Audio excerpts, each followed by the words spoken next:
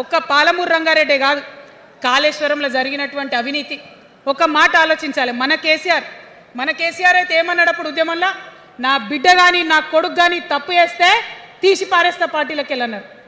ఇవాళ నేనేం చేసిందే మీకు తెలియదా? నేనేం చేసిన, కాళేశ్వరంలో అవినీతి జరిగిందన్న మాట చెప్పిన. అంటే అవినీతి జరిగిందని చెప్పిన నన్ను బయటేసి అవినీతి చేసిన పందికొక్కుల్ని పక్కన కూర్చోబెట్టుకున్నారు చూడు. అది మన కేసీఆర్ కాదు, అది మన కేసీఆర్ కాదు కాదు ఆత్మలేని మరబొమ్మ ఇప్పుడున్న కేసీఆర్. మన కేసీఆర్ కాదు.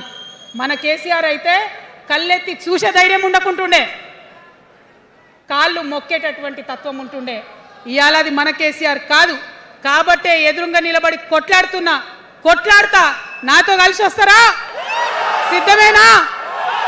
ఇవాళ బీఆర్ఎస్ పార్టీ చేస్తున్నటువంటి అనేక తప్పులు, అనేక అంశాలు ఉన్నాయి. ఒకటి కాదు, రెండు కాదు. ఇది ప్రారంభం మాత్రమే. మొదలు పెట్టినాం, జస్ట్ ఇల్లలికినాం. In front there is crocodiles festival. తర్వాత చాలా చెప్పేది ఉంది, అప్పుడు చెప్దాం. ఇప్పుడు ఏం జరుగుతుంది రాష్ట్రంలో? ఒక కర్కోటకుడు ఆయన పరిపాలన జరుగుతుంది. బాధ అనిపిస్తుంది ఒక పొలిటికల్ లీడర్ని కర్కోటకుడు అనాలంటే. కానీ అనక తప్పని పరిస్థితి.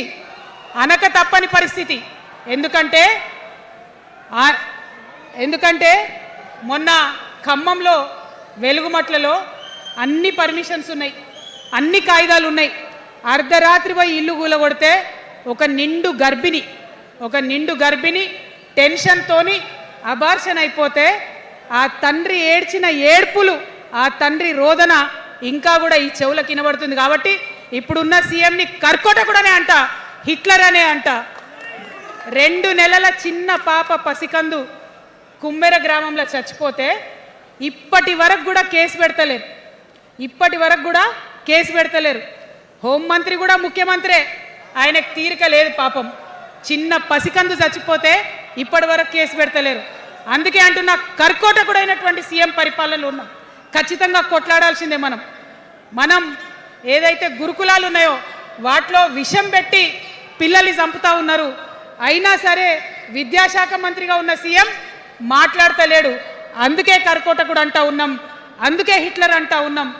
కర్ల రాజేష్ అనేటటువంటి దళిత యువకుడు కస్టడీలో చచ్చిపోతే ఇప్పటి వరకు కూడా దానికి బాధ్యులైన పోలీసులను ఏం చర్యలు తీసుకోలేదు వాళ్ళ మీద.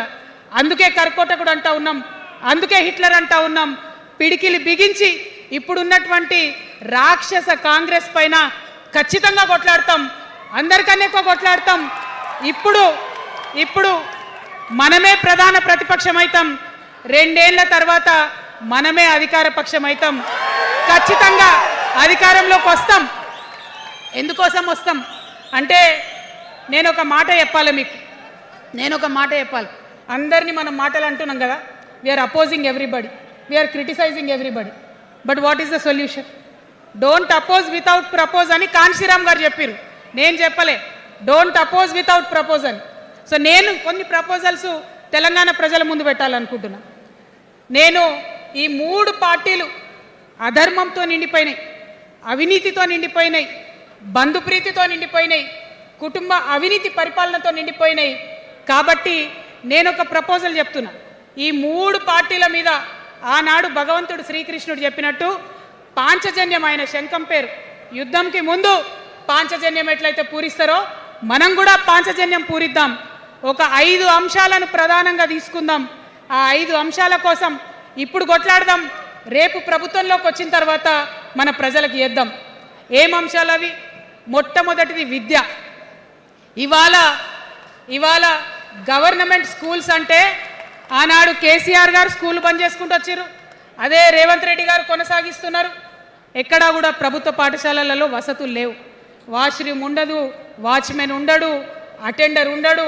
పిల్లలే పోయి బెల్లు కొట్టుకోవాలి, పిల్లలే పోయి బాత్రూమ్లు కడుక్కోవాలి, మంచినీళ్ళు ఉండవు. భయంకరమైన పరిస్థితి ఉంది. నేనేమంటా అంటే గుడిని ఎంత పవిత్రంగా చూస్తామో బడిని కూడా అంతే పవిత్రంగా చూడాలి. గుడిని ఎంత పవిత్రంగా చూస్తామో బడిని అంత పవిత్రంగా చూడాలి. కాబట్టి నేను ఒక మాట అంటున్నా, ప్రతి ఊర్లో ఒక బడి ఉండాలి, ప్రతి తరగతికి ఒక టీచర్ ఉండాలి. ప్రతి ఊర్లో ఒక బడి ఉండాలి, ప్రతి తరగతిలో ఒక టీచర్ ఉండాలి. ఖచ్చితంగా అట్లా జరిగినట్టయితే ప్రభుత్వ పాఠశాలలు మంచిగా అవుతాయి. మరి నా పేద మధ్యతరగతి ఆడబిడ్డలు, మా అక్కలు అమ్మలు అనుకుంటున్నారు, అక్క మరి ఆల్రెడీ మా పిల్లలు ప్రైవేట్ స్కూళ్ళలో చదువుతున్నారు, వాళ్ళ సంగతి ఏందని. నేను మాట ఇస్తా ఉన్నా, ఇవాళ మన ప్రభుత్వం వస్తుంది, ఖచ్చితంగా వస్తుంది. ఎందుకంటే ప్రభుత్వంలో వచ్చేది మీ అమ్మ కాబట్టి, అమ్మ జేబు చూడదు, కడుపు చూస్తుంది. అమ్మ జేబు చూడదు, కడుపు చూస్తుంది.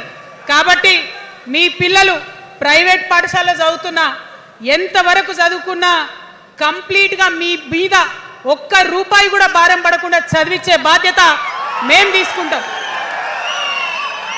అది ప్రైవేట్ పాఠశాలలు కానీ, డాక్టర్ కానీ, ఇంజనీర్ కానీ, రాకెట్ సైంటిస్ట్ కానీ, మన తెలంగాణ బిడ్డలు చదువుకుంటే ఒక్క రూపాయి కూడా పేద మధ్యతరగతి వాళ్ళ మీద భారం పడకుండా ఉచిత విద్యను అందించే బాధ్యత నేను నా తెలంగాణ బిడ్డల కోసం తీసుకుంటా అని ఈ సందర్భంగా తెలియజేస్తున్నా.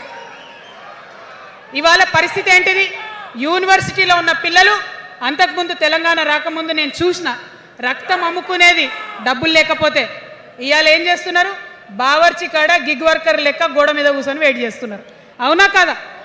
ఎందుకంటే ఆ గిగ్ వర్కర్ చేస్తే అంతో ఇంతో పైసలు వస్తాయి, పేరెంట్స్ మీద ఆధారపడకుండా ఉండొచ్చు అని. మరి యూనివర్సిటీలను పట్టించుకున్నామా? బీఆర్ఎస్లో ఉన్నప్పుడు 10 ఏళ్ళు ఒక్క రూపాయి కూడా ఇవ్వలేదు యూనివర్సిటీకి.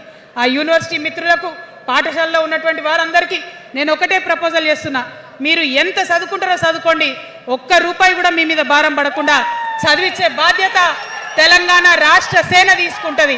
ప్రైవేట్ పాఠశాలలు కూడా బాగుంటాయి, ప్రభుత్వ పాఠశాలలు కూడా బాగుంటాయి, కానీ భారం తల్లిదండ్రుల మీద పడదు. అది మీ అమ్మ ప్రభుత్వంలో జరగబోతుందని, మీ తల్లి ప్రభుత్వంలో జరగబోతుందని మీకు మాటిస్తా ఉన్నా. సెకండ్, మనకేమవుతుంది? మన తెలంగాణలో పేద మధ్యతరగతి ప్రజలకు ఏమవుతుంది? ఎవరన్నా ఇంట్లో రోగం వస్తే, ఒక యాక్సిడెంట్ అయితే ఇల్లు గుల్లవుతుంది. అందుకే ఆలోచన చేసి వైద్యం గురించి ఒక నిర్ణయం తీసుకున్నా. మన రెండో అంశం పాంచజన్యంలో వైద్యం కోసం అనేక అగచాట్లు పడుతున్నారు, అనేక ఇబ్బందులు పడుతూ ఉన్నారు.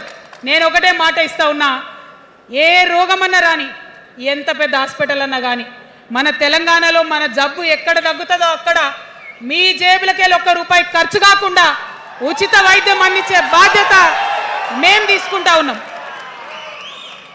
ఉచితంగా విద్య ఇచ్చి, ఉచితంగా వైద్యం ఇచ్చినాక నా తెలంగాణ బిడ్డల మీద నాకు నమ్మకం ఉంది. మనం కష్టపడే బిడ్డలం, మీరే పైసలు సంపాదించి ఇస్తారు, మీరే రాష్ట్రాన్ని ముందుకు తీసుకుపోతారు. అవునా కదా? ఉచిత విద్య, ఉచిత